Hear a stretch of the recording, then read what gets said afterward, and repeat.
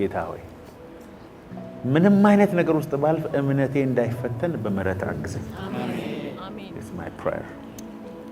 ነገ በህይወታችን የሚገጥመን ምን እንደሆነ አናውቅም ሁላችን።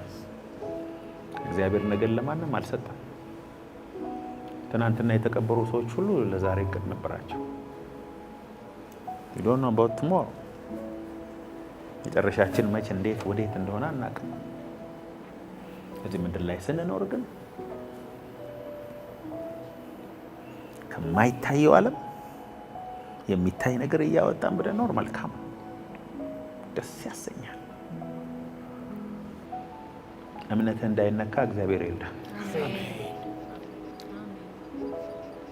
አንዳንዴ ሁሉ ነገር ተሟልቶም እንዲሸክ ታደርጋለህ። ውስጥ ቫኪዩም ሊሆን ይችላል።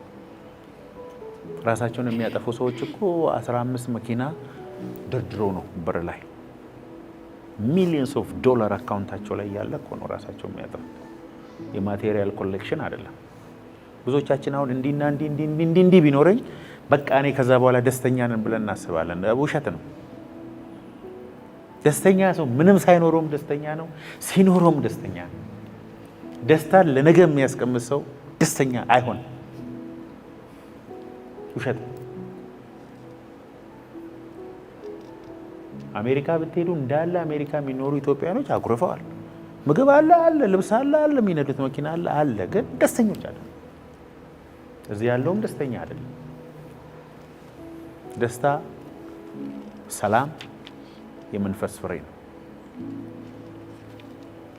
ፍቅር፣ ደስታ፣ ሰላም፣ የዋሃት፣ ራስን መግዛት የመንፈስ ፍሬ ነው።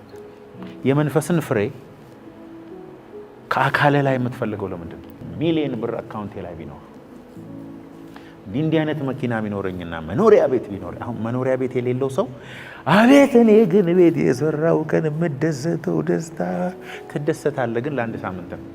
ከዛ በኋላ ቤት እንዳለ አእምሮ ያውቅና ሌላ የጎደለህን ነገር ይፈልጋል። ቤት ያላቸውን ሁሉ ጠይቁ። አሁን ጠቦኝ ቤት።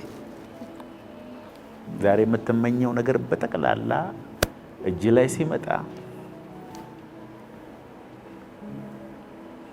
ለሞመንት ለሆነ ሞመንት ትደሰትና ሌላ የተሻለ ሰመጣ ደግሞ ታፍርበታለህ። ስለዚህ ውሸት ነው ማለት ነው። ወደፊት የሆነ ነገር ሲመጣ እደሰታለሁ የሚለው ውሸት ነው።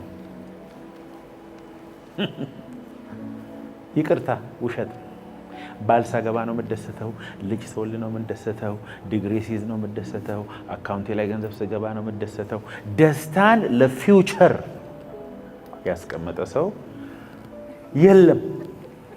በዛ ስደርስ የለም። ስለዚህ መደሰት አሁን ጀምር። ደስታ የእግዚአብሔር ኃይል ነው። የእግዚአብሔር ደስታ መንፈሳዊ ፎርስ ነው።